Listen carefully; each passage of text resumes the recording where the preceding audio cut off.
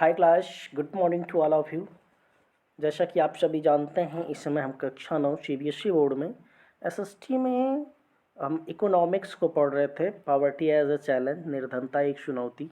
ठीक है, उसमें अभी आपको मैंने निर्धनता के विषय में बहुत सारी ऐसे कारक बताए जिससे कि निर्धनता का निर्धारण किया जाता है। और तो उसी क्रम में आज हम देखेंगे कि निर्धनता रेखा क्या होती है। ठीक है, निर्धनता ही पॉवर्टी लाइन क्या है। ठीक है, कि किससे हम निर्धन मानेंगे और निर्धनता की एक क्या रेखा होती है, क्या लाइन होती है, इसके विषय में जानने का प्रयास करेंगे, समझने का। ठीक है, देखिए जैसे कि बात करते हैं, हम निर्धनता पे कर रहे थे, तो निर्धनता पर चर्चा के केंद्र में सामान्यतः निर्धनता रेखा को की अवधारणा होती है। एक अवधारणा ये दी जाती है कि निर्धनता कहाँ से मानी जाए, किसकी मानी जाए, कौन निर्धन है कौन नहीं निर्धन है। इसकी लाइन को तय करना भी एक बड़ी चुनौती होती है। ठीक है, और निर्धनता के आकलन की एक सर्वमान्य विधि जो है आय अथवा उपभोग, यानी कितना कमाते हैं कितना खाते हैं, इस पर भी आधारित होती है। ठीक है ना, किसी भी व्यक्ति को हम निर्धन कैसे मानेंगे या निर्धन किसे हम माना जाता है।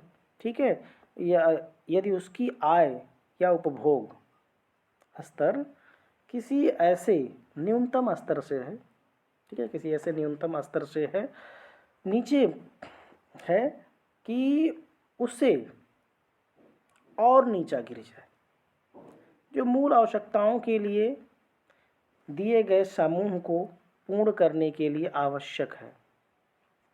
अगर उसकी मूल आवश्यकताएं को पूर्ण करने के लिए आवश्यक वस्तुएं विभिन्न कालों एवं विभिन्न देशों से भिन्न हैं, अतः काल एवं स्थान के अनुसार निर्धनता रेखा विभिन्न हो सकती है।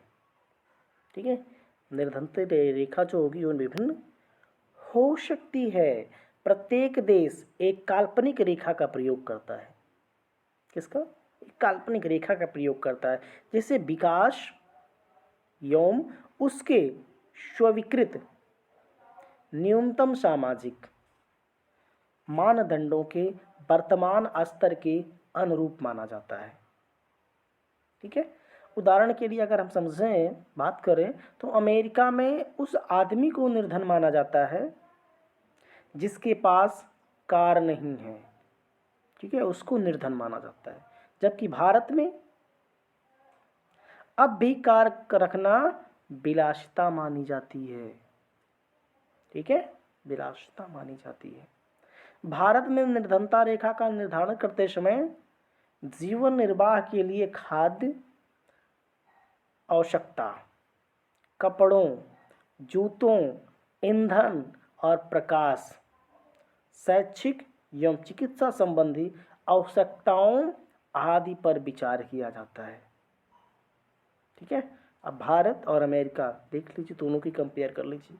भारत अमेरिका में उसको गरीब माना जाता है जिसके पास कार नहीं होती, और भारत में क्या देखा जाता है? खाद्य की आवश्यकताएं, कपड़े, जूते, ईंधन, प्रकाश, शैक्षणिक, चिकित्सा, सारी चीज़ें जोड़ी जाती हैं। तब उस अगर जिसके पास ये नहीं होती उसे निर्धन माना जाता है। ठीक है, इन भौतिक मात्राओं को रुपयों में उनकी कीमती यानी उनकी कीमतों से गुणा कर दिया जाता है। ठीक है, निर्धनता रेखा का आकलन करते समय खाद्य आवश्यकता के लिए वर्तमान सूत्र यानी कैलोरी आवश्यकताओं है, प्रति व्यक्ति कितनी भोजन की आवश्यकता होगी, कितनी कैलोरी की आवश्यकता हो पर आधारित होती है। खाद्य वस्तुएं जैसे अनाज, दाल, सब्जियां, दूध, तेल, चीनी आदि मिलकर इस आवश्यक कैलोरी की पूर्ति करती हैं। आयु, लिंग, काम करने की प्रकृति आदि के आधार पर कैलोरी आवश्यकताएं बदलती रहती हैं।